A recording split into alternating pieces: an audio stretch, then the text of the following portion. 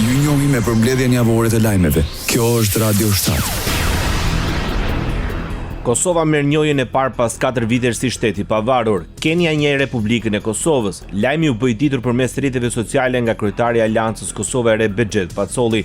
Në postimin e publikuar, Pacoli shprehet se kjo njojë nuk është thjesht një deklaratë, por një fitore e madhe për Kosovën, e cila erdhi pas një pune të gjatë të palodhur. Pacoli gjithashtu falenderon dhe presidentin Bajram Begaj dhe kryeministrin Edi Rama për mbështetjen që i kanë dhënë. Shteti i fundit që e njoh ishte Izraeli në vitin 2021. Kjo ishte pjesë e marrëveshjes së Washingtonit mes Kosovës dhe Serbisë. Kosova vijon të mos njihet nga 2 shtetet Ballkanit perëndimor si Serbia dhe Bosnjë-Hercegovina, si dhe 5 shtetet të Bashkimit Evropian, Greqia, Spanjë, Rumania, Slovakia dhe Çipërja. Presidenti i Kosovës Vjosa Osmani përshëndet njohjen nga Kenia. Për kreun e shtetit, ky vendim përfaqëson një hap të rëndësishëm në procesin e njohjes ndërkombëtare. Osmani shkruan se ai është një dëshmi e mbështetjes për liritë e Kosovës. Ai tha se populli i Kosovës shpreh mirënjohjen e saj për këtë vendim të drejtë dhe të rëndësishëm. Kjo njohje është një dëshmi e mbështetjes së vazhdueshme për të drejtën e popullit të Kosovës për liri, pavarësi, sovranitet dhe integritet territorial. Njëkohësisht është dhe njohje e vuajtjeve të gjata e sakrificës shekullore të popullit të Kosovës për liri, shkruan Vjosa Osmani, teksa falenderoi për angazhimin e vazhdueshëm ish presidentin dhe ish ministrin e punëve të jashtme Bexhet Pacoli. Njohja e Kosovës nga Kenia u përshëndet nga kryeministri Albin Kurti. Përmes rrjeteve sociale, shefi i qeverisë në Prishtinë falenderoi presidenten Vjosa Osmani dhe ish presidenti Bexhet Pacoli për rolin e tyre të shprehur mirënjohje për presidentin e Kenias.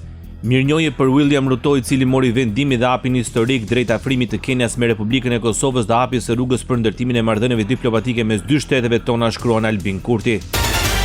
Presidenti i Shqipërisë Bajram Begaj falenderon dhe homologun e tij kenian William Ruto për njohjen e Kosovës si shteti pavarur dhe sovran në Republikën e Kenias. I gëzuar që Kenia njoh pavarësinë e Republikës Kosovës, sot i përcjell falenderimet e mia më të përzemërta amikut tim William Ruto për këtë vendim të pritur me gëzim nga shqiptarët, shkruan presidenti përmes rrjeteve sociale. Kenia në Afrikë u bë shteti 118 në botë që njoh pavarësinë e Kosovës.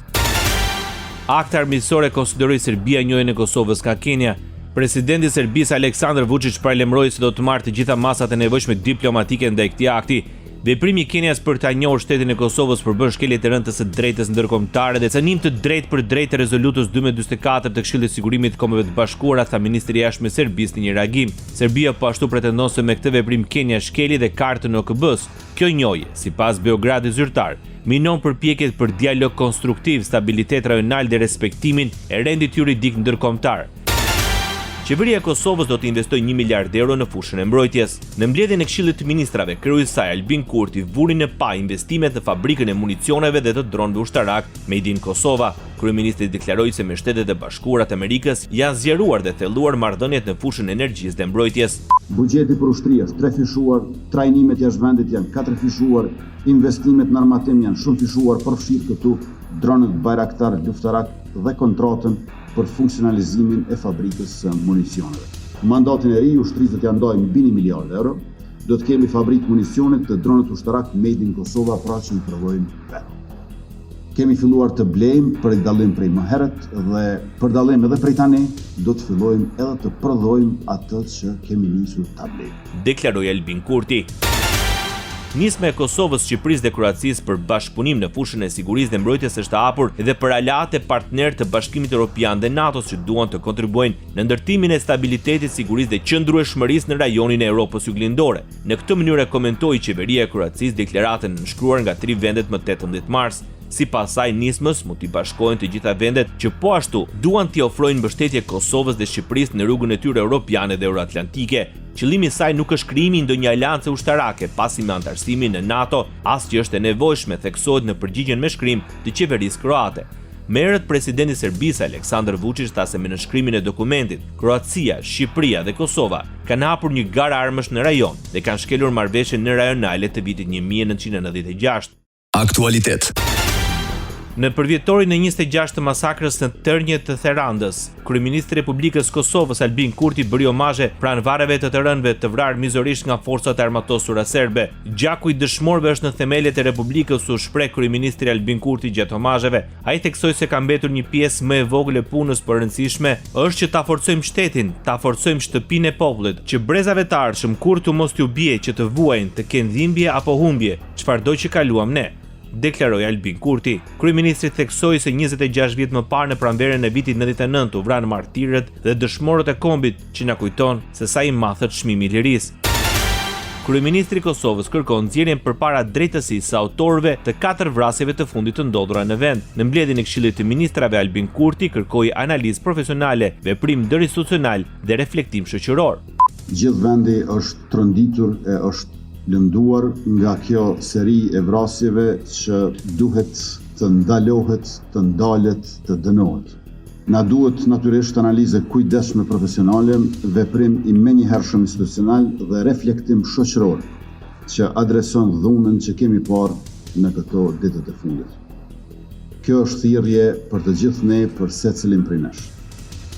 Edhe për faktin që këto vrasje ndodhen pikërisht në javën kur shënojmë 26 vjetorin e fillimit të fushatës së bombardimit të NATO-s në Kosovë, për të ndalë gjenocidin e Serbisë dhe përkujtojmë masakrat e njëpasnjëshme të aparatit shtetëror të Serbisë që synonte shfarosjen e popullit shqiptar.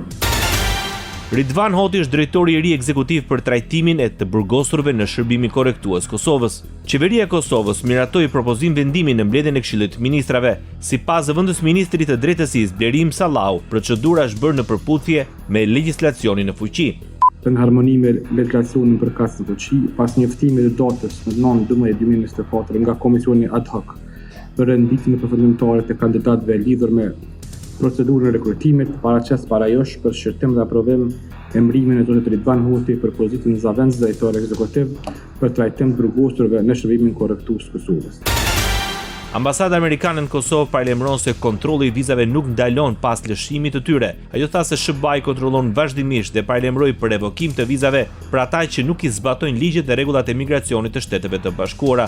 Kontrolli i vizave në SBA nuk ndalet pas lëshimit të vizës, ne i kontrollojmë vazhdimisht mbajtësit e vizave për të siguruar që ata zbatojnë të gjitha ligjet dhe rregullat e migracionit dhe ne do t'ua revokojmë vizat dhe do t'i dëbojmë nëse nuk e bëjnë këtë, shkruan ambasada amerikane. Ekonomi. Zëvendës presidenti i Bankës Botërore për Financimin e Zhvillimit, Nakihiko Nishiu, përshëndet vendimin e Kosovës për të qenë një vend donator në shoqatën ndërkombëtare për zhvillim. Sipas tij, vendimi i Kosovës për të kontribuar fuqizon objektivat e përbashkëta, zhdukjen e varfërisë dhe ndërtimin e shoqërive të barabarta. Ky kalim nga përfitues në kontribues është një rrëfim i rrallë i jashtëzakonshëm i cili flet për qëndrueshmërinë, vizionin dhe përkushtimin e palëkundërt të Kosovës ndaj progresit, ka thënë ai.